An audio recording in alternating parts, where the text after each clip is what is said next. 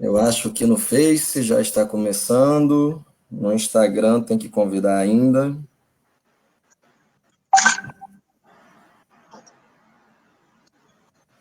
Se você quiser tentar pedir para entrar na conversa no Instagram, já mas tá? vou te mandar agora.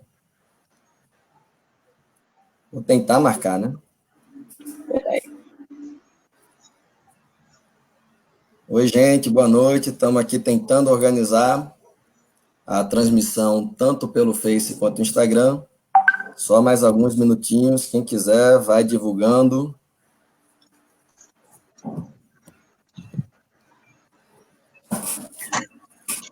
No Instagram já está... Opa, agora sim. Silenciar aqui o computador. Também silenciei o meu. Vamos lá, no Face, o pessoal está conseguindo escutar bem? No Instagram, quem puder dizer se está bom, se a transmissão está tranquila. Oi, pessoal. E aí, tá dando para ouvir a gente? Ó, deram um joinha aqui, eu acho que tá funcionando, Daniel. E aí, gente, tudo bem? Legal. E aí, Tarine, tá dando para ouvir tranquilo? Ó, Júnior, meu amigo Júnior, bem, né? Acho que estamos aqui, acho que está funcionando. Boa noite, pessoal. Oi, mãe. Aqui no Face, Auli, Pedroca, tá dando para ouvir direitinho? Vamos segurar um minutinho para ver se está tudo ok, também para as pessoas irem entrando. Quem quiser vai convidando os amigos, as amigas. Boa noite a todos e todas. E aí, Bona, como é que você está? Tudo bem, aqui, né, em isolamento, desde que eu cheguei de Brasília. Desde que eu cheguei de Brasília, eu cheguei quinta, né, a gente ainda teve sessão semana passada, foi a última sessão presencial. E a partir dessa semana as coisas vão funcionar online. E essa semana estão ajustando lá o sistema. Imagine se fazer 513 pessoas conseguir instalar o Zoom para fazer um grande plenário online, né? Não está sendo um pouco lento, mas eu acho que quinta a gente vai ter nossa primeira sessão virtual, pela primeira vez na Câmara.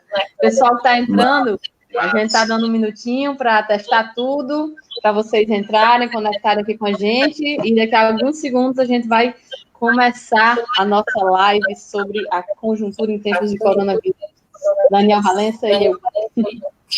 Por enquanto é só o esquenta, estamos só testando, esperando que as pessoas entrem, mas já começar a bater. Bom, cada trabalhador, trabalhadora, cada contribuição, me lembro do professor Raimundo, lá de Nicolau, fazendo aula de yoga, gente dando aula de pilates, psicólogos, enfim, cada trabalhador dando essa contribuição nesse momento. E aí nós vamos fazer essa contribuição a partir da análise, né, da conjuntura política e vai ser um desafio para a classe trabalhadora brasileira, potiguar, natalense.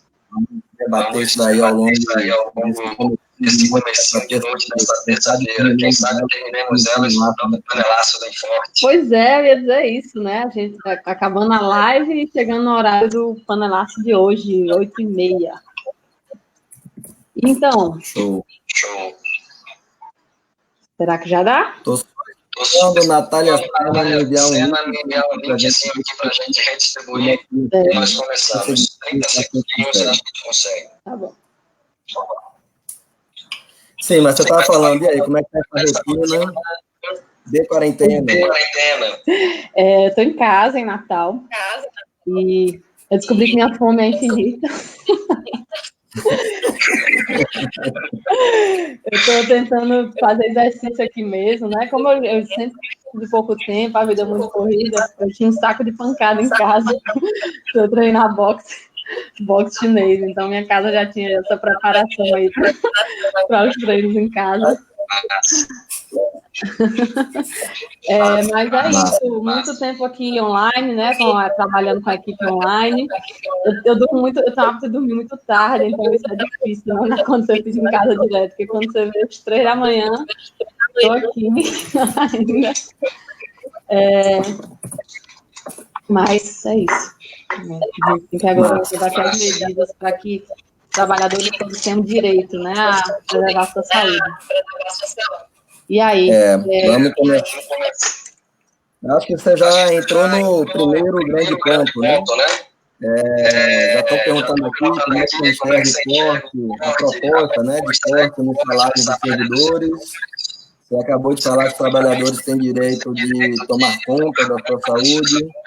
Enfim, nós vimos aí ao longo dessas 2 semanas medidas aqui no Brasil muito diferentes do que tem sido adotado tanto em países europeus, inclusive governados pela direita, como a França, a Alemanha, mas também países latino-americanos, né? A Argentina, a gente comentou isso no podcast, no tempo de Guerra à Esperança Vermelha, e também em áudio que circulou por aí, a Argentina ela tinha adotado quarentena obrigatória para idosos, seja da iniciativa privada, seja servidores públicos, com a manutenção dos salários.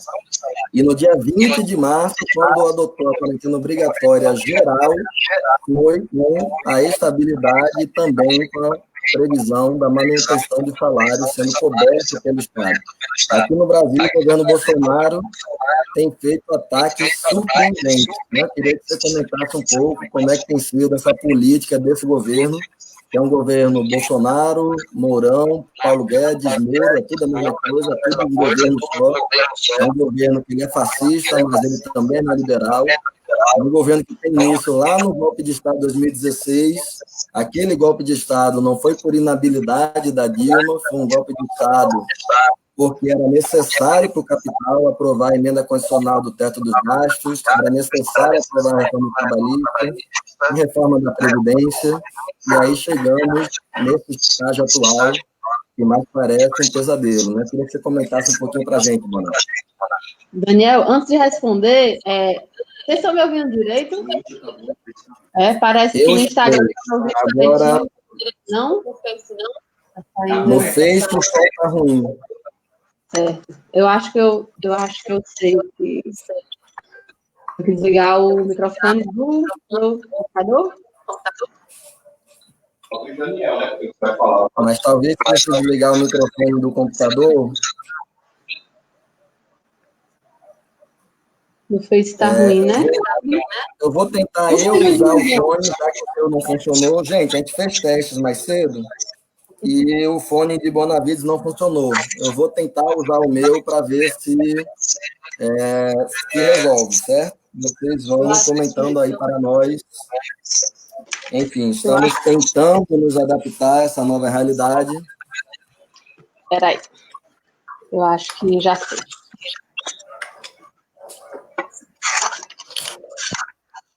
O pessoal do Insta, o áudio aí tá ok? Mas o pessoal do Face não tá ouvindo. Eu acho que agora vai dar certo. Pessoal do Face, me digam se agora deu certo. Eu acho que sim.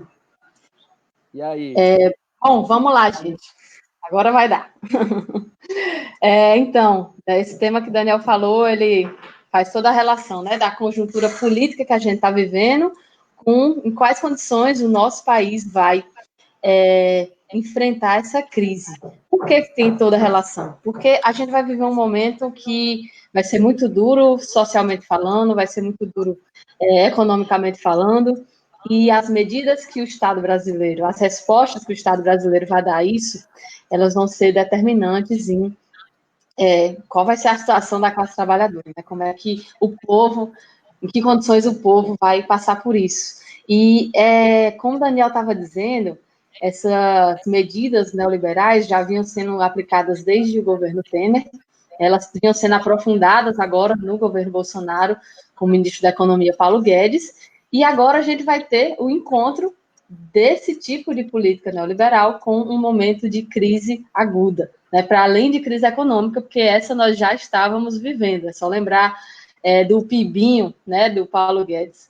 E que vai acontecer com esse encontro, né, desse tipo de política com essa crise do coronavírus. Pelas perspectivas, né, pelas propostas que o governo Bolsonaro tem adotando, a gente tem todas as razões para ficar muito preocupado, né? Nós vimos desde o começo da crise, primeiro, uma irresponsabilidade absolutamente canalha, né, principalmente por parte do presidente, mas não só dele, né, por outros representantes do governo também, que começou, enfim, foi desde quando ele participou da manifestação, ele mesmo, né, arriscando contaminar outras pessoas, mas em todas as suas declarações, né, que ele usava palavras como histeria, superdimensionado, fantasia, entre outros adjetivos para caracterizar esse risco, né, na verdade, da pandemia. Né? Ele colocava, Natália, inclusive, essa fantasia como sendo a fantasia da mídia e dos governos estaduais.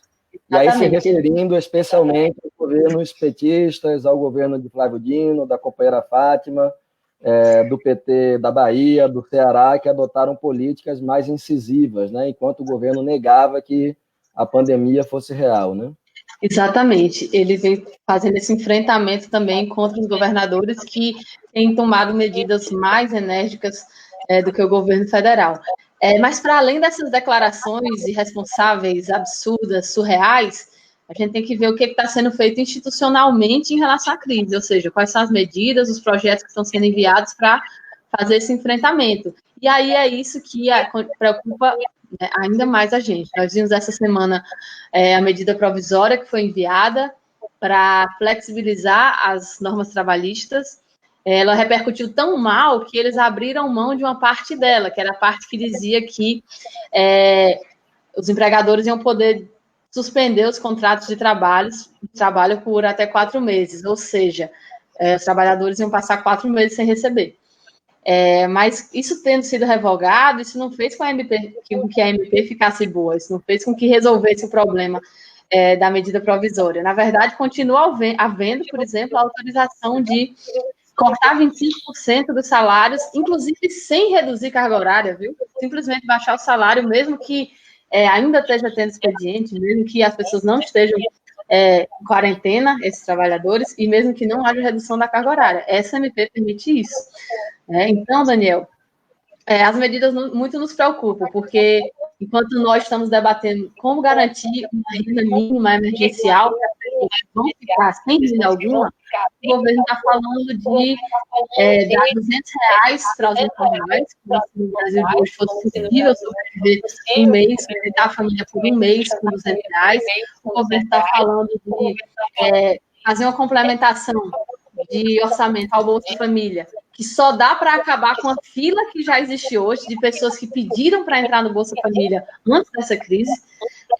Então, medidas totalmente suficientes, enfim, o governo falando de cortar salário quando os trabalhadores mais estão precisando, né? Isso está na contramão, você vinha falando, está na contramão das medidas que o resto do mundo está adotando. Mesmo os países que são os parâmetros neoliberais, até esses países estão entendendo que pandemia é uma situação absolutamente excepcional e que requer medidas excepcionais, sim. Massa. Natália, falou agora dos R$200 que Bolsonaro prometeu. Não sei se você acompanhou, mas ontem e hoje, aqui na vila de Ponta Negra, aí tem uma situação desesperadora, que enfim, uma comunidade que vive da praia, que vive da orla, são centenas de famílias que trabalham nas barracas. A imagem travou para mim, Daniel. O resto está conseguindo nos ver? Para mim está tudo normal. Show. Beijo, Mariana. Então, como eu estava dizendo, massa, Mariana, bem-vinda, companheira. Como eu estava dizendo, né, aqui na praia de Ponta Negra, imagino que em todas as demais, você tem centenas de famílias que vivem da orla, que sobrevivem com a orla, com a praia, e de uma hora para outra, necessariamente, temos que estar em quarentena, e aí o governo Bolsonaro não só não tomou nenhuma medida, como anunciou o extra dos R$200. O que acontece? As pessoas foram para a frente do CRAS de Ponta Negra, requerer os seus R$200, e simplesmente não existe, não há nem, ao menos, uma medida provisória. Então, o que há de... Não é isso? Exato. É o que é o governo das fake news, né? Inclusive, por exemplo, eles tinham anunciado que quando houvesse corte de salário, as pessoas que tivessem tido o salário cortado iam ter acesso a uma parcela do seguro-desemprego. Isso não foi feito. Veio a ANP, que fala de corte de salário, e não veio nenhuma medida para formalizar essa possibilidade de seguro-desemprego, de parcela do seguro-desemprego. E assim também com esse auxílio de R$200. Se estivesse funcionando, já ia ser bastante grave que a proposta do governo fosse ser só esse valor de R$200 para trabalhadores sustentarem suas famílias por um mês. Mas não está funcionando. Foi anunciado, simplesmente é uma medida que ainda não existe. Né? E aí os municípios que estão sofrendo isso, né? Que estão vendo nas suas portas nos serviços, as pessoas procurarem por uma coisa que foi prometida que até o momento não foi cumprida.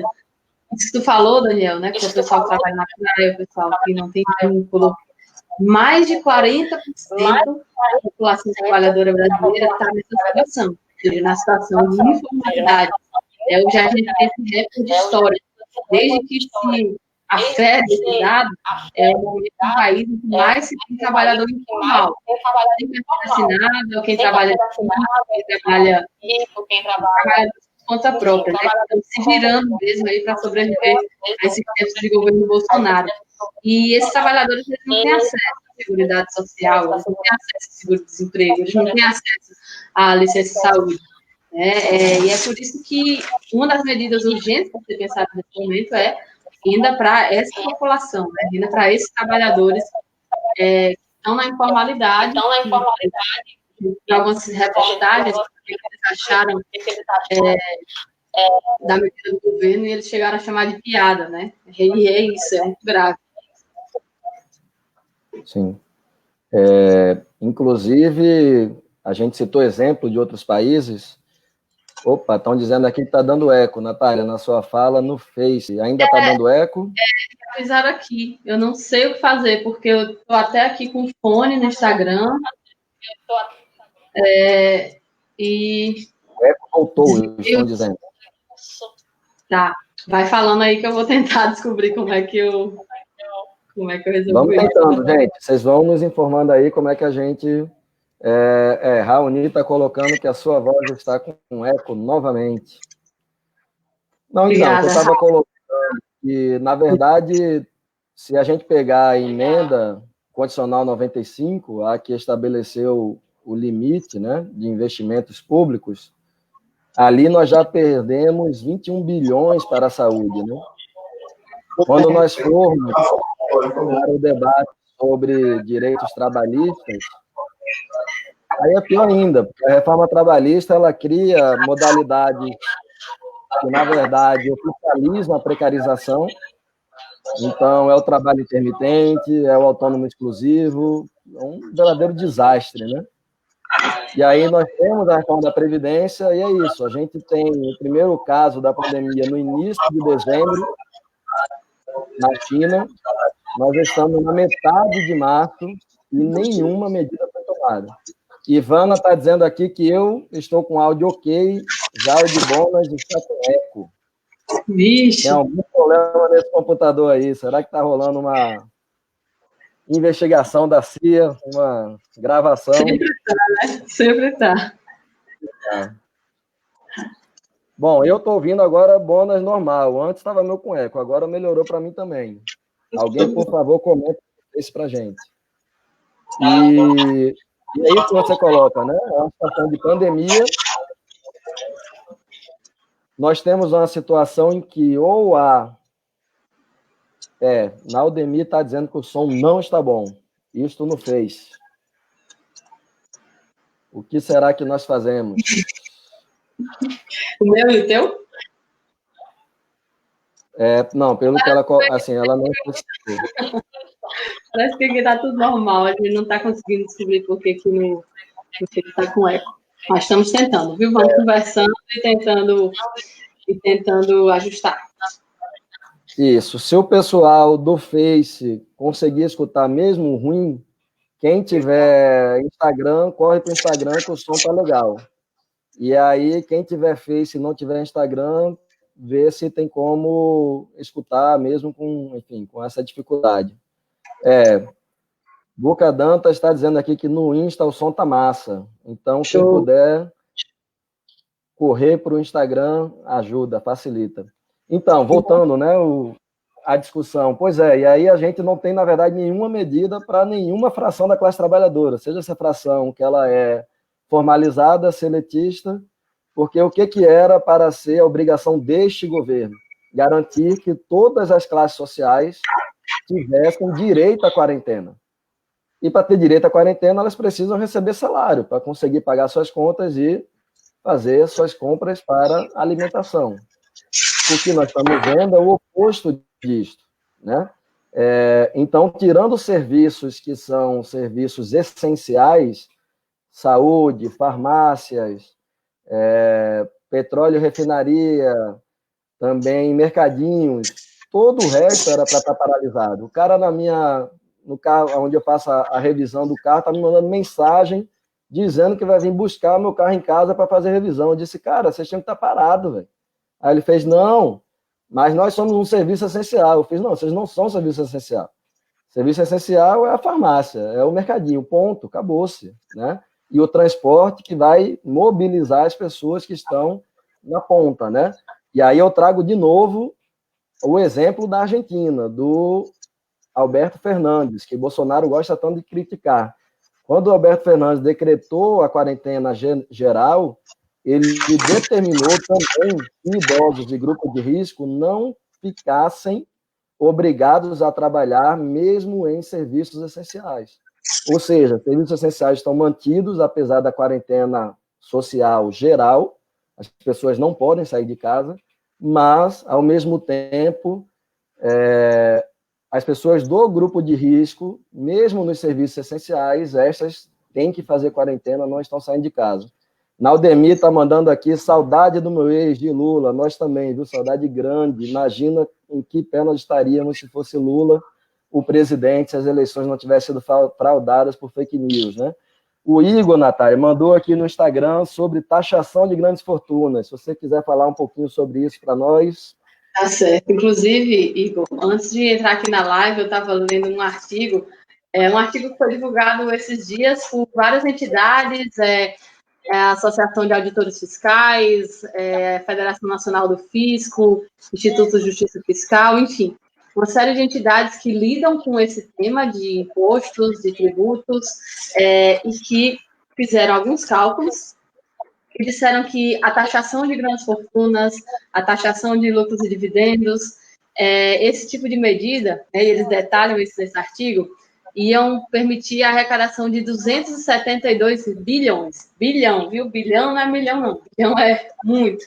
E essa semana, o presidente da Câmara, Rodrigo Maia, ele deu entrevista em que ele dizia que ele estimava que os custos dessa crise, no fim das contas, ia estar em algum valor em torno de 300 a 400 bilhões. Então, ele acha que o orçamento necessário para enfrentar essa crise vai ser isso. Então, imagine, só com essas medidas de taxação dos mais ricos, de taxação de grandes fortunas, de lucros e dividendos, dos lucros dos bancos, a gente já ia ter aí quase 300 bilhões. O que existe hoje é que o Estado é sequestrado por pessoas que valorizam mais o lucro dos bancos do que a vida dos brasileiros e das brasileiras. Daniel, tem um debate que às vezes é muito feito sobre esse governo, quer dizer que esse governo não tem projeto. Muita gente falava isso, por exemplo, do ministro da Educação, que o ministro da Educação não tinha projeto, que esse governo não tinha projeto para a economia, para o desemprego, e eu discordo muito, porque, na verdade, a gente tem que entender que o que eles estão apresentando hoje, isso é o projeto, né? O projeto, por exemplo, do ministro da Educação é o que ele representa, né? De valorização total da universidade pública. Inclusive, eu vi um pessoal aí pedindo para a gente falar da portaria 34 da Casa, a gente fala disso mais no final, certo? Mas isso também se apresenta agora, né?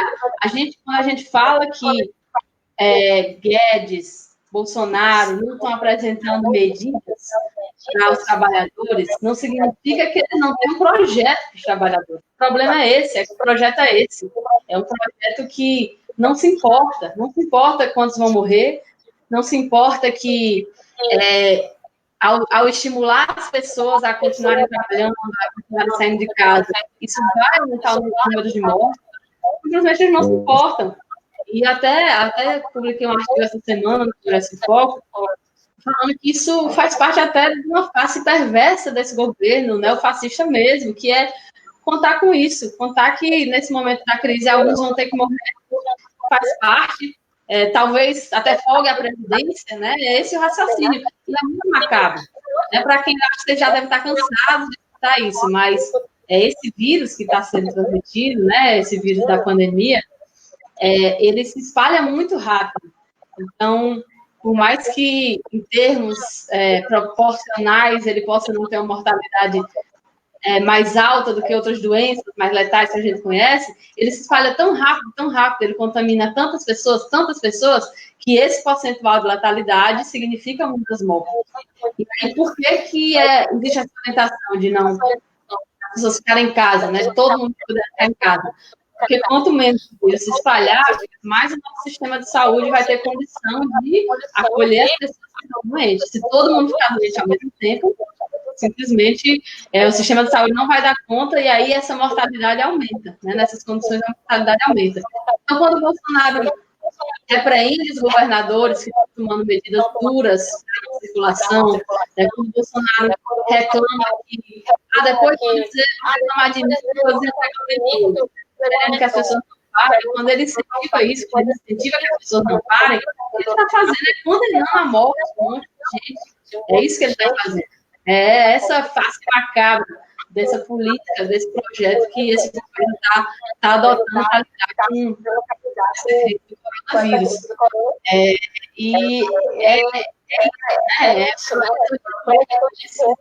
Já havia citado esse projeto de povo, e tudo quanto era medida que o governo tomava, seja na área da educação, seja na área da saúde, seja na área da assistência, seja na área dos direitos humanos, dos direitos das mulheres, e agora a gente está passando por uma crise, uma pandemia sobre esse governo de povo, né? E as soluções que eles trazem são as povo. Gente, lembrando para quem está no Face que o áudio no Instagram está perfeito, né? A gente está tentando fazer um esforço de transmissão concomitante, Face e Instagram. Clara está dizendo aqui que voltou a ter muito eco, talvez seja 2 aparelhos abertos na transmissão, talvez celular e PC. Na verdade, tirou o som do computador, inclusive, para não ter esse eco, né? E eu ainda estou aqui no telefone. Isso. Estão vindo alguns comentários no Face, eu não estou comentando porque a plataforma aqui não está me permitindo. Mas companheira Jani está perguntando, gostaria de saber se o Congresso pode fazer alguma coisa sobre a restrição da entrada de estrangeiros no Brasil, pelo Bozo, deixando de fora os Estados Unidos. E aí eu adiciono mais outro problema, né? Deve ter aí mais de 1.000 brasileiros perdidos por Portugal e outros países da Europa que conseguiram pegar. E também trago um outro exemplo, já que a gente está falando tanto de América Latina, falamos muito da Argentina, vamos falar para daquele país que as pessoas gostam tanto, né? Cuba. Cuba, desde o início da pandemia, Cuba tem feito um controle epidemiológico sobre todo mundo que chega em território nacional, sejam estrangeiros ou nacionais. E aí, nesse controle, as pessoas são vistas, se tem sintomas, etc, etc, etc. Quando a gente chega aqui no Brasil, tem uma amiga nossa, né, amiga minha e de Bonas, ela chegou no sábado agora, de Portugal, e simplesmente ela chegou por São Paulo, que é, assim, nesse momento, a situação mais drástica, mais terrível do país. Ela era uma das brasileiras que estava presa, né, em Portugal sem conseguir viajar, e simplesmente não houve nenhum controle epidemiológico, nenhum acompanhamento posterior. Para vocês terem ideia, gente, Cuba está colocando um médico para acompanhar os turistas nos hotéis pelos 14 dias após a chegada. É uma diferença assim brutal e gritante. Enquanto isso, como a Natália colocou, é como se o presidente dissesse que é fantasia da mídia, dos governos, etc. Bom, se você puder comentar isso daí, deixa eu ver se tem mais algum outro comentário aqui no Face. Tem um comentário sobre a portaria 34 da CAPES, mais um dos inúmeros ataques à universidade pública, né? Sou professor na UFESA, nós perdemos bolsa de extensão, nós perdemos bolsas em relação à assistência estudantil, e aí agora tem também esta portaria, se Natália puder comentar, além do ataque ideológico, né, de dizer que a universidade é um bando de gente que só faz balbúrdia, fuma maconha e sei lá o quê. Vamos ver o que mais. Eu acho que por enquanto é isso aqui. Se você puder comentar, Bona. Daniel, vamos por partes. Isso dos brasileiros de outros países, eu tenho conversado essa semana com o nosso senador, Jean Paul Prats. Ele tem acompanhado de perto essa questão, inclusive estão chegando algumas natalenses que estavam presas lá em Cusco. Ele tem feito esse contato. Né? Em relação à portaria 34 da CAPES, muita gente está perguntando, né, o que é muito importante, sinal que o pessoal está se mobilizando em relação a essa pauta. Foi uma portaria que determinou uma restrição de financiamento para vários programas de pós-graduação. Né? Então, por exemplo, programas que estavam em seu primeiro ano, né, não iam poder receber fomento. Programas que estavam com nível 3, a partir de nível 3 para baixo, não ia poder receber financiamento. Então, justamente programas em situação de maior necessidade, né, de receber investimento, quando eles precisam aumentar a nota, quando eles estão acabando de se instalar, quando eles estão sendo criados, e aí precisam percorrer, né, aquele caminho para se consolidarem, esses programas vão ter vedação de receber investimento, e isso vai se traduzir em corte de bolsas. Né? Na verdade, por algumas pessoas que a gente tem conversado, isso já está acontecendo. E isso faz parte, né, como a gente estava dizendo, o projeto do governo Bolsonaro é esse, em relação às universidades públicas e à produção de ciência, também é esse. Né? Não é à toa que a gente teve aí, durante todo esse período, um ministro da Educação que xingava, espalhava fake news sobre as universidades, sobre professores, sobre estudantes. Por que fazem isso? Porque quando você deslegitima uma instituição perante a sociedade, quem é que vai defender, né? Mas aí essa crise do coronavírus chegando, e a gente vai vendo quais são os sistemas que vão funcionando, né? A gente vai vendo o SUS para dar conta de tudo isso, e a gente vai vendo sair das universidades públicas, da Fiocruz, enfim, as principais pesquisas que são capazes de enfrentar esse momento. Agora, a gente tem um problema a mais, né? Se não baixasse tudo, a política econômica, o neofascismo, a gente ainda tem uma característica anti-ciência nesse governo. Essa é uma característica muito forte. A gente vê isso em várias áreas, né? Eu já tive uma audiência pública com o então ministro da Cidadania, Osmar Terra, nós estávamos falando sobre o uso medicinal da cannabis. É uma postura anti-ciência, assim, que quando a gente fala de terraplanistas, infelizmente não é brincadeira. Né? Tem um setor terraplanista do governo. E aí a área da ciência fica muito prejudicada, porque se essas pessoas não valorizam a ciência, isso acaba se refletindo, e a gente tem essas pessoas no governo, isso acaba se refletindo nas políticas públicas, né? E uma das formas mais brutais de atacar a produção da ciência é cortando os investimentos. Está aqui Alexandre falando que o FPR perdeu 600 bolsas. Né? A gente conversei com a professora Ilana aqui, da UFRN, de Psicologia, ela também me falou das bolsas de alunos que já estavam selecionados, ou seja, já tinham planejado e redirecionado todo o seu vida, que agora vão sofrer os cortes e que agora estão nessa situação. A Undip, o Fórum de Pró-Reitores, estão tendo uma mobilização para a revogação dessa medida. No Congresso em si, a gente acabou tendo uma pausa, parando tudo para preparar essas medidas em relação ao coronavírus, mas já essa semana a gente colocou nas nossas redes sociais sobre essa portaria e a gente está estudando quais medidas a gente vai conseguir tomar, até porque a Comissão de Educação não foi instalada na Câmara, ela ainda estava para ser instalada, ainda ia ser escolhida sua mesa diretora, sua presidência e tudo, e aí, de repente, né, tudo parou, a gente começou esse trabalho à distância, a gente viu que a Associação dos Pós-Graduandos também está nessa luta pela revogação, e aí estamos vendo quais medidas, mas a ideia é revogar, essa portaria, porque no momento que a gente está precisando da produção de ciência, no momento que a gente está precisando de pessoas pesquisando a vacina, pesquisando a cura, aí o governo vai e corta também nessa área, né? É a cara desse governo fazer esse tipo de coisa. Natália, o Drauzio aqui no Face está perguntando está falando, gostaria que Natália pudesse pensar em apresentar algum projeto em relação a confiscar 20% do lucro líquido das empresas em 2019 para formar um fundo de amparo para a classe trabalhadora. Você falou um pouco antes sobre as medidas desse governo serem todas contra a classe trabalhadora e nenhuma colocando andar de cima para pagar. Só lembrando, né, que a Oxfam divulgou o seu estudo, que é anual, sobre desigualdade. 6 pessoas mais ricas do país detêm o equivalente a 100 milhões de pessoas.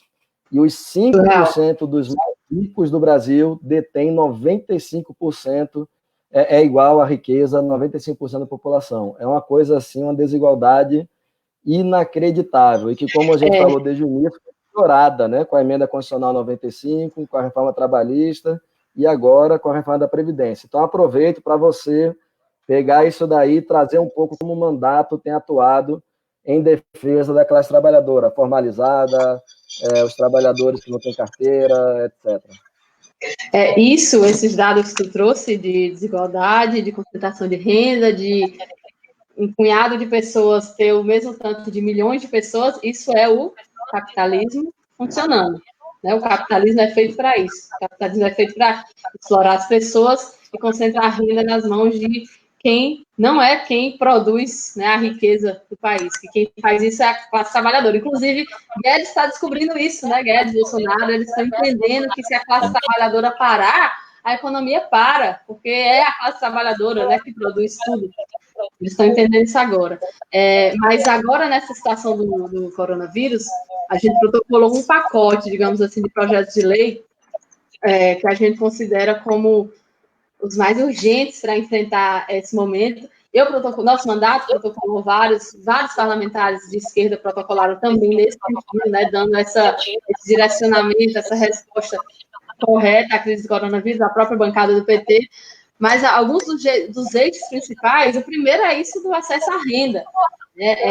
A gente precisa garantir que as pessoas tenham o direito de trabalhar, que não tiver os serviços essenciais, porque esse direito significa proteger a saúde. Né? A gente precisa garantir que essa possibilidade que vários setores, né, da classe média, enfim, já estão tendo de trabalhar em casa, de se recolher em casa para poder não se expor à transmissão, isso precisa ser estendido à maioria da população, que é a classe trabalhadora. E para fazer isso, a gente precisa garantir a renda dessas pessoas, precisa garantir que elas possam se proteger nesse período da quarentena, ficando em casa, que é a recomendação que tem sido feita por todos os países que estão conseguindo desacelerar o contágio, é a recomendação que tem sido feita pela OMS, até o momento é a única forma conhecida, né, de se conter a disseminação, né, a contaminação, e para garantir esse direito, a gente precisa garantir, em primeiro lugar, renda. Então, a gente precisa garantir que haja estabilidade no emprego nesse momento da pandemia, que não se possa haver demissões, que para que isso aconteça, a gente precisa também garantir que pequenas empresas e médias empresas, se existe subsídio para ajudar a pagar os trabalhadores, e quem vem a ser demitido tem acesso ao seguro-desemprego, e quem está na informalidade, que não tem acesso a nada disso que a gente está falando aqui, em primeiro lugar, tem uma renda mínima, e aí a gente tem vários projetos de lei que apresentaram isso de formas diferentes, né? Um BPC temporário, auxílio emergencial, um complemento na Bolsa Família, e nós, inclusive, da oposição, né, do setor de oposição no Congresso, estamos buscando sistematizar essas várias propostas para focar em propostas unificadas, que tenham, no fim das contas, esse caráter, né, de garantir a renda a quem é trabalhador e que vai ficar desamparado de alguma forma e não pode ficar desamparado. Um outro projeto de lei da gente foi sobre a ampliação do Bolsa Família para as famílias que têm crianças e adolescentes que estão sem estudar. A gente sabe que hoje a gente tem uma situação tão ampla de pobreza que muitas crianças e adolescentes dependem da alimentação escolar para ter sua segurança alimentar preservada. Então, por isso, um dos projetos era para o Bolsa Família ter esse benefício para famílias que tenham adolescentes que estão sem aula, que precisam se alimentar. Foram vários outros, né? Vocês podem ver nas nossas redes, tem vários posts em cada um do auxílio emergencial para a população em situação de rua. Eu vi um dos comentários aí era cobrando ações nesse sentido, para a agricultura familiar, para as micro e pequenas empresas, mas, enfim, o espírito geral de todas essas propostas é garantir que as pessoas não fiquem desassistidas, sem renda, sem poder se alimentar, sem poder garantir sua moradia, e com tudo isso acabem se submetendo a condições mais arriscadas, né, de contrair o vírus. Daniel. Massa, você falou aí que essa desigualdade, na verdade, é a natureza do capitalismo, e capitalismo é isso, né? É desigualdade, mas também é uma coisa incrível. Percebamos que a gente está, toda a população atrás de álcool gel e não consegue. Ou seja, a gente trabalha, a gente produz muita riqueza, e a necessidade básica do ser humano, que seria poder limpar suas mãos, e aí eu estou falando daqueles que têm condição de comprar, não estou nem falando de existir uma política pública do município, do governo federal, que garanta a distribuição, que era para existir. Mas estou dizendo disso, se eu for agora numa farmácia, provavelmente não vai ter um álcool gel à venda. Ou seja, a gente passa a vida trabalhando e não consegue simplesmente responder às necessidades mais básicas do ser humano. E aí, sem dúvida alguma, que nós reafirmamos de novo e sempre que somos socialistas e que esse é um momento para nós reafirmarmos que é nas crises que a gente precisa superar esse modelo de sociedade e que as pessoas elas estão literalmente se matando para tentar sobreviver, e que as pessoas trabalham, mas no final das contas se tornam escravas desse trabalho. Bom, Carlos Augusto Medeiros, companheiro petista, está dizendo aqui: acho que o primeiro passo é organizar as famílias que estão carentes com a crise, desempregados, autônomos, etc. Então, Carlos, era para a Prefeitura de Álvaro Dias estar fazendo isso, né? Era para, na verdade, a Prefeitura estar garantindo políticas públicas para essa população. Claro que também o nosso governo federal, o governo Fátima, liberou a questão da isenção da tarifa de água em habitações de interesse social. É um avanço importante, mas é necessário muito mais. A gente precisa convencer as 3 esferas de governo a terem medidas drásticas para a população, para as classes trabalhadoras, sejam as seletistas ou as não seletistas. Mona Lisa, oi, Mona Lisa, um cheiro. Mona Lisa petista também. Governo perverso, um presidente faz as coisas na calada da noite, contra os trabalhadores, tratam a pandemia como uma simples gripezinha. Inclusive, a Justiça do DF determinou a liberação dos nomes de quem deu o teste positivo no Hospital Militar lá em Brasília, e 2 nomes não foram divulgados. Não temos muitas dúvidas de um deles, né? Vamos ver. Aí Carlos continua: com essa lista poderemos ter uma ideia de como distribuir o abono financeiro e cestas básicas. Eu também continuo achando que é fundamental que o Poder Municipal entre, porque se a Centas não entra, se a Secretaria Municipal de Assistência Social não entrar, é muito difícil que com nossas melhores boas vontades nós consigamos, enfim, alterar essa realidade. Sérgio Prudente... Deixa eu comentar depois do Sérgio. Claro. Não, claro, comenta do Sérgio. É porque ele baixou aqui, aí eu me perdi, vou ter que voltar. Não, alguém botou aqui no Insta, vem para a Pau dos Ferros. E aí eu queria aproveitar para divulgar o seguinte: vocês lembram que a gente faz no Mandato Chame Gente, né? Que enfim, eu viajo para os municípios ou para os bairros para fazer as rodas de conversa. Mas estamos impossibilitados, né, de fazer isso agora, não estou podendo sair de Natal, não estou podendo sair de casa, né? Estamos com essa impossibilidade de fazer nossas caravanas para o interior. Mas terça-feira, viu, Daniel? Você está convidado, você também, para participar. A gente vai fazer o primeiro. Desculpa aí usar a sua live para divulgar, mas avisando aqui. Minha live não, nossa live. Avisando aqui em primeira mão que terça-feira, 19h, a gente vai fazer o primeiro Chame Gente virtual. Já que eu não consigo ir para as caravanas agora, fazer o Chame Gente nas praças, que é como a gente gosta de fazer, vamos fazer um aqui na internet. Vai ser com o ex-ministro da Saúde, Padilha, com o companheiro Vanilson, que é do Movimento da População de Rua e é conselheiro da Saúde, com a companheira Samara, que é do Movimento do Sem Teto, o MLB, Movimento de Favelas, para a gente debater os impactos dessa crise na classe trabalhadora, né? Que às vezes a mídia está falando como está atingindo a classe média, como é que está a quarentena de quem enfim, tem todas as condições para estar e não falando muito sobre os impactos para a maioria da população. Então, terça-feira, 7 da noite, nosso primeiro chame, gente, mal, acabou o horário de publicidade. Não, ao contrário, ontem tivemos a live com Natália Sena e com Walter Pomar sobre conjuntura, programa antivírus, será semanal também. Foi sensacional. Hoje tem o Chame Gente. Estou vendo aqui Patrick Campos online. Patrick coordena o nosso podcast em Tempos de Guerra, Esperança Vermelha. É só buscar nas mais diversas plataformas, mas também contribui aí para a análise de conjuntura. Bom, deixa eu ver. Sérgio Prudente está falando, hoje foi publicada a portaria número 1122,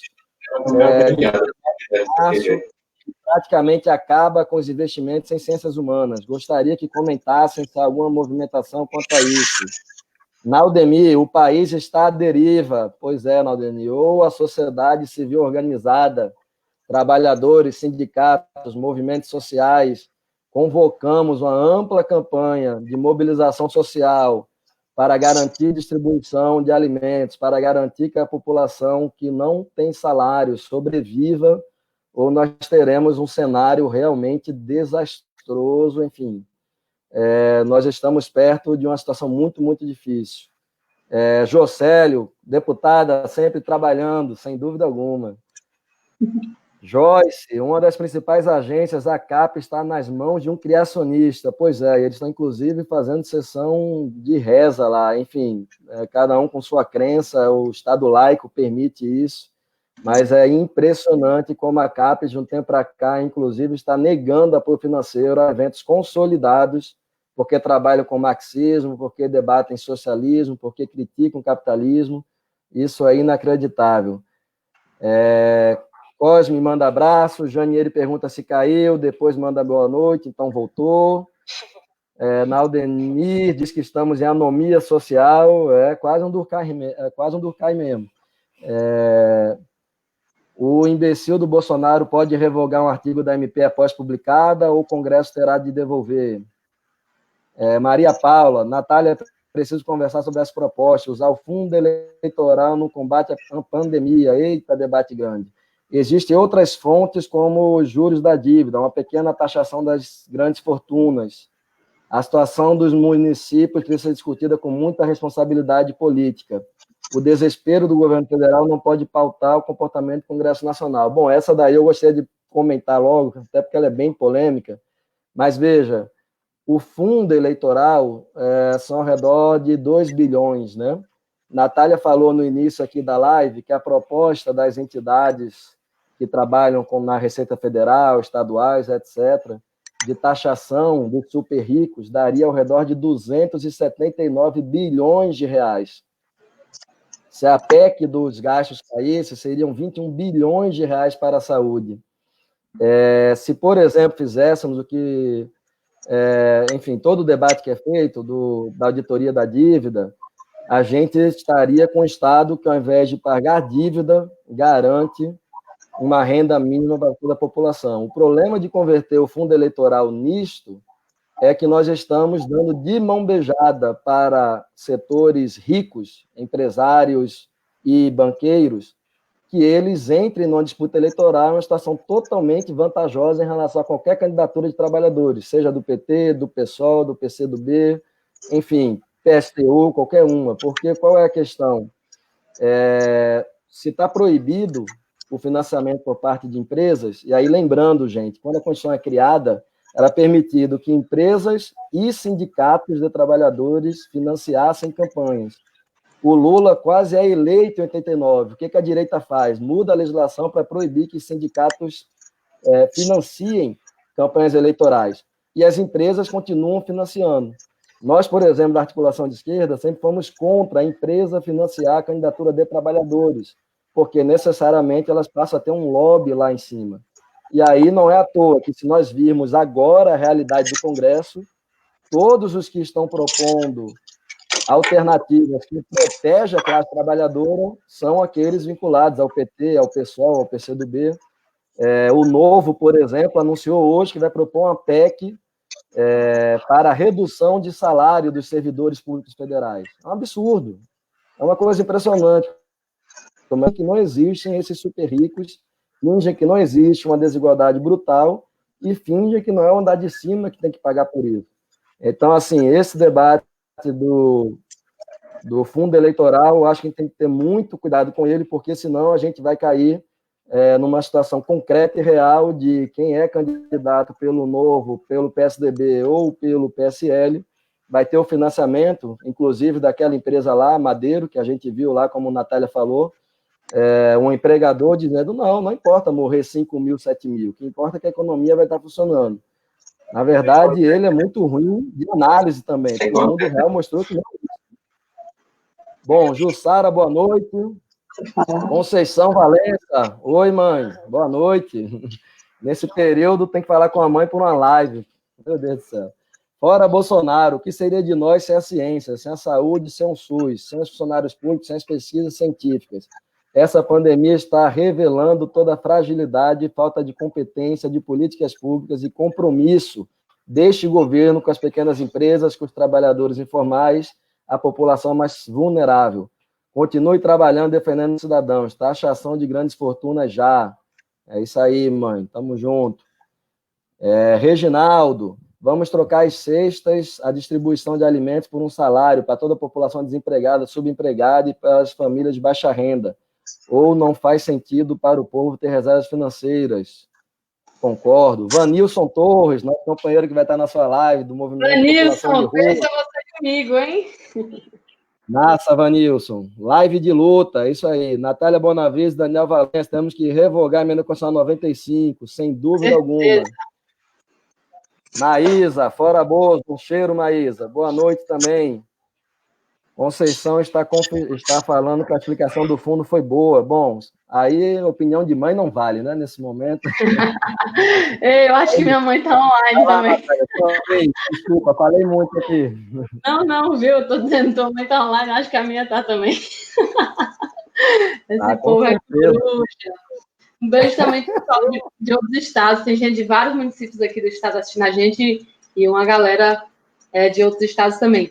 E aí, Daniel, acho que a gente está quase se aproximando de 8 horas, né? Daqui a pouco a gente vai começar o encerramento. Oi, pode dizer. Eu vi para dar 1 hora no Instagram e temos o encerramento. Algumas pessoas estão perguntando o que a gente achou do Roberto Justus, o Véu da Havan, essa galera aqui daquele restaurante Madeiro, né? Essa galera que está dizendo que é só uma gripezinha e que se morreu uns 5 mil, 7 mil, tem que parar tudo por isso. Isso cara, isso é fascista, né? Enfim, é de quem não se importa mesmo. Mas eu queria fazer uma reflexão aqui, finalmente. Tem muita gente dizendo que agora é hora de focar na luta contra o vírus e esquecer o debate político e a pensar só nas medidas de saúde, né, de como enfrentar a disseminação. A questão, Daniel, é que uma coisa não se desassocia da outra. A gente passou aqui essa live inteira debatendo como o governo Bolsonaro está sendo desastroso para a nossa população, como eles estão tendo atitudes não só irresponsáveis, mas, enfim, assassinas, porque várias dessas atitudes vão ter como consequência direta que mais pessoas vão morrer. E é por isso que a gente faz o debate global, a gente faz o debate sobre tudo o que está acontecendo. E a gente não tem como ignorar que as políticas que esse governo está fazendo são políticas de morte. Tanto nessa forma insana de insana. Eu sou contra dizer que essa galera é louca, porque o problema não é loucura, o problema é nariz e questão de classe. Mas, enfim, todas as declarações absurdas e irresponsáveis que têm sido ditas, todas as medidas institucionais que são insuficientes, não são insuficientes porque eles não estão pensando direito, são insuficientes porque esse é o projeto deles. É mesmo proteger os grandes patrões, viu? Porque os pequenos, de micro e pequena empresa, para eles que se lascam também, né? Eles só atendem os grandes monopólios, os grandes oligopólios. Então, é essa política de proteger os grandes empresários e de deixar a classe trabalhadora totalmente à mercê da sua própria sorte. isso significa que essa política vai fazer mais gente morrer. E é por isso que a gente não tem como desassociar os debates. Quando a gente fala de fazer o combate, de fazer a prevenção da disseminação, de diminuir o ritmo da contaminação, de garantir que o Sistema Único de Saúde esteja pronto para atender os casos que vão chegar, a gente está falando de políticas que levem a isso. A gente precisa de políticas que levem a isso. Então, por isso que nós temos duas tarefas emergenciais nesse momento. Uma é essa luta, exigir e apoiar essas medidas que sejam de apoio, de proteção à classe trabalhadora, de proteção aos trabalhadores que vão passar por isso nesse momento, e a outra é de derrotar esse projeto, sim, porque esse projeto ele está agravando a crise do coronavírus. Esse projeto ele está não se importando que suas atitudes vão fazer mais gente morrer. Então, a questão de sobrevivência também, para o povo trabalhador também a questão de sobrevivência. Alguém já botou aí nos comentários, fora Bolsonaro. Mas fora Bolsonaro é um resumo da ópera, tá? Quando a gente fala fora Bolsonaro, a gente não quer que Bolsonaro saia e que Mourão entre, não. A gente está falando que esse governo como um todo não nos serve. É Bolsonaro, é Mourão, é Paulo Guedes, é Moro. Ó, a galera está aderindo aí ao fora Bolsonaro aí nos comentários. Inclusive, daqui a pouco vai ter mais um panelaço, 8h30, por isso também a gente daqui a panelaço. Live, mas a gente está vendo a insatisfação popular crescer contra esse governo, e é o momento, sim, da gente debater com a população por que esse projeto não nos serve, não é digno, não está à altura do que a classe trabalhadora precisa, merece, enfim, vai conquistar. Olha que engraçado, tem um Minion aqui nos nossos comentários do Instagram. Valeu, companheiro, por nos dar essa audiência. Você sabe que pelo algoritmo do Instagram, quando você entra aqui e comenta, a gente ganha mais audiência. Então, obrigada pela sua presença. Natália, comentando aí um pouco do que você colocou, enfim, do velho, do Madeiro, enfim, dos 5.000 mortos, se morrer 7.000, não há problema. Na verdade, na nossa história, nós temos uma elite, não só no Brasil, mas em todo o continente, que, em regra, ela é uma elite antipovo, né? Se a gente pegar o caso da Bolívia, os caras tiveram o maior crescimento econômico do continente por mais de 10 anos.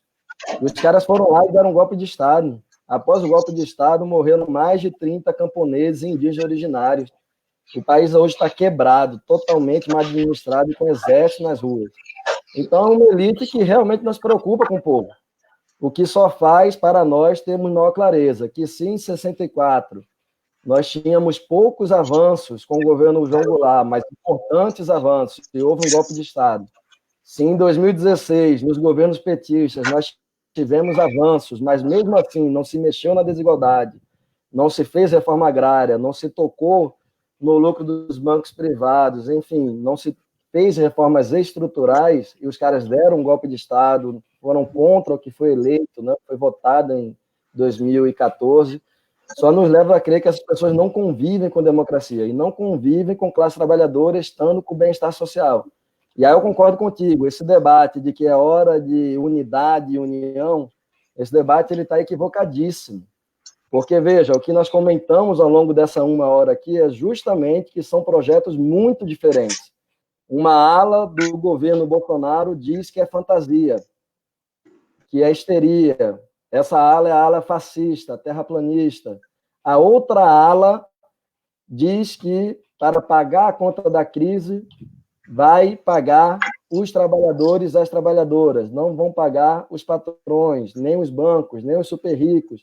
Então, na verdade, são expressões para saídas muito distintas sobre o que fazer e como fazer. E aí eu concordo contigo, a gente tem que estar na ordem do dia, o fora Bolsonaro, eleições antecipadas assim que possível, e nós vamos superar essa fraude que foi a eleição de 2018. Com certeza alguém vai dizer aí no vídeo, né? Vige, é fácil assim? Não, não é fácil.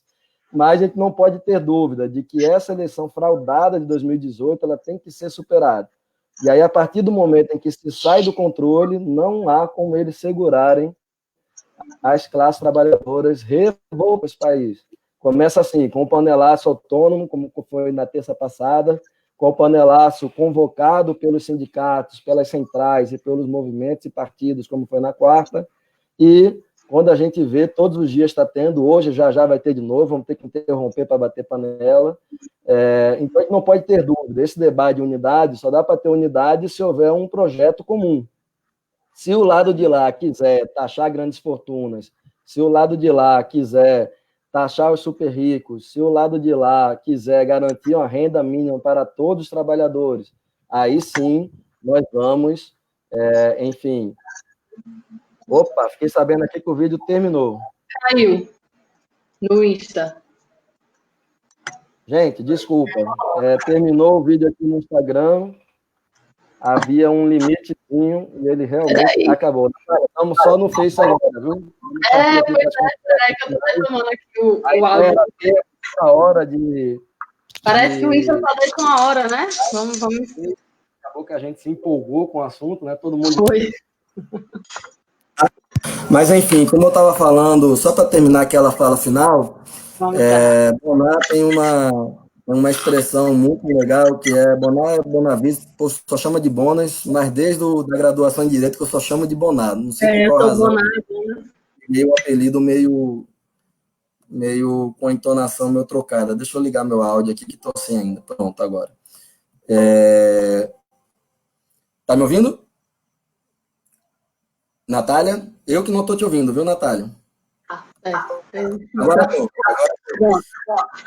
Então, e Bonar tem uma expressão muito legal, que é: se o governo que está aí, ele tem a coragem de defender o que há de pior, o que há de mais desumano, defende torturador, defende tortura, enfim, nega a ciência, persegue as universidades, persegue os pesquisadores, persegue os trabalhadores, persegue nordestinos, persegue as mulheres, persegue a população LGBT, persegue negros, sem terras, ribeirinhos, todo mundo, extrativistas. Então, não tem como a gente não defender também o que nós acreditamos como projeto de sociedade. E a sociedade acredita na sociedade que as pessoas sejam livres realmente, que as pessoas trabalhem, mas não sejam escravas desse trabalho, que as pessoas tenham como desenvolver as suas potencialidades. Que chegando uma pandemia dessa, ao invés de estar agora, dia 24 de março, desesperado, sem ter um governo, desde janeiro, tivessem todas as forças da sociedade construindo a organização, a frente de resistência à expansão do coronavírus. E aí, essa sociedade só é possível se não for uma sociedade capitalista. É necessário, sim, a médio e longo prazo, lutarmos pelo socialismo.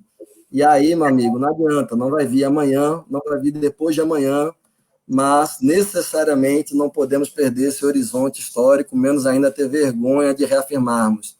Nós acompanhamos toda a trajetória e todo o legado que as trabalhadoras e trabalhadores trouxeram para a humanidade. Enfim, Natália, passo para você, para as considerações finais, ou se quiser falar mais também, não sei. Não, vamos encerrar o pessoal e pegar as panelas, né? Né? Estou muito representada por essa sua fala final. Só a luta, né? Não tem outro caminho, não tem caminho fácil. Eu sei que, especialmente para quem é da nossa geração, com certeza nunca viveu nada tão grave, nenhum momento político tão grave. E mesmo quem não é, agora que chegou a pandemia, realmente eu acho que isso está acontecendo no Brasil. Ninguém nunca viveu nada igual, né? Então, não tem nenhuma solução mágica, não tem... as coisas não vão se resolver no estalar de dedos, só isso vai ser construído, né? A saída política para a situação que a gente está vivendo, ela tem que ser construída, ela tem que ser construída pelas nossas próprias mãos, né? Pelas mãos da classe trabalhadora. A gente só saiu de momentos difíceis assim, em outros momentos, quando a classe trabalhadora organizada se juntou e conseguiu superar projetos tão ruins assim quanto esse. Então, é isso que a gente tem que fazer agora, né? Essa nossa tarefa, a gente se juntar, mesmo que não possa estar fisicamente juntos nesse momento, mas a gente se juntar, fazer as articulações necessárias para fazer frente a esse governo de destruição. Daniel, até a vitória sempre. Um beijo para a companheira. Eu tinha esquecido, tinham pedido para mandar um abraço para a Jai de Minas, mas foi no Insta, acho que eles não vão ver. Um beijo para todo mundo que assistiu, obrigada pela audiência, obrigada pelos comentários, pelas participações. A gente vai se encontrando mais vezes nesse formato, né, que é o que nos é possível agora. E obrigada, Daniel, também pelo convite. É uma honra estar ao seu lado nessa luta, né? É uma honra poder estar ombro a ombro com você no enfrentamento desses desafios tão grandes. Um beijo, até mais, boa noite. Massa, Boná, a honra é nossa e um cheiro aí para todo mundo que nos assistiu, foi sensacional, uma hora para a gente dar aquela revigorada, né, voltar a ter boas energias para esse enfrentamento e saber que tem que cuidar muito da nossa saúde, tem que ter muito cuidado com todas as precauções, né, todos os protocolos, mas também uma saúde mental para a gente segurar esse período que virá, talvez de uma semana, talvez duas, talvez um mês, talvez 2 meses. A gente tem dito, né, Boná, desde 2015, quando começou, né, mais firmemente a ideia do golpe, a gente tem dito que a gente não está num 100 metros rasos, nós estamos numa maratona, né? Essa maratona começou a partir da reeleição da Dilma, quando a Aécio diz que vai organizar o golpe de Estado. Ela ficou mais forte em 2015, de 2016 para cá ficou cada vez mais difícil, mas é aquilo, é das grandes crises que a humanidade produz as suas maiores obras, as suas maiores criações, enfim, nós venceremos sem dúvida alguma. Obrigado, gente, vamos fazer outros momentos como esse, com a companheira Natália, com outros companheiros e companheiras, como a Natália falou, divulga de novo, Boná, por favor, o Chame Gente. Terça-feira, 7 da noite, a gente vai fazer um momento assim também, virtual. Para quem lembra, para quem acompanhava, nosso mandato tem um evento que é o Chame Gente, que é, enfim, uma roda de conversa que a gente fazia em praça, em teatro, em sindicato. Como a gente não está podendo se encontrar presencialmente, essa terça nós vamos fazer a primeira edição online, virtual, à distância do Chame Gente. A gente vai debater, como não podia deixar de ser, o momento que a gente está vivendo, os impactos do coronavírus na situação da classe trabalhadora. E a gente vai ter o ex-ministro da Saúde, Alexandre Padilha, o companheiro Vanilson, que é do Movimento da População em Situação de Rua, a companheira Samara, que é do Movimento de Luta nos Bairros, Vilas e Favelas, que é um movimento sem teto aqui em Natal. E é isso, terça-feira, 7 horas, reserve aí na agenda para a gente estar junto de novo. Um beijo, boa noite. E vamos pegar as panelas, que daqui a pouco tem. Exato, massa. Gente, também lembrando, o podcast Em Tempo de Guerra Esperança Vermelha, conduzida pelo companheiro Patrick Campos, está disponível em todas as plataformas, e também o programa semanal Antivírus, que está disponível na página Jornal Página 13. Se porventura não for exatamente esse o nome, está lá na minha página também. É isso, companheirada. Muito obrigado a todos e todas. Quem quiser depois fazer comentários, está lá conosco, etc., a gente agradece. Chegaram inúmeros comentários aqui no Face agora, é impossível ler todos, temos que preparar as nossas panelas, mas desde já agradecemos e resistamos e vamos à luta. Fora Bolsonaro, eleições gerais antecipadas para tirar este governo e colocar um governo comprometido com trabalhadoras e trabalhadores. É isso. Cheiro a todos. Beijos. Valeu, Boná. Cheiro. Beijo. Tchau.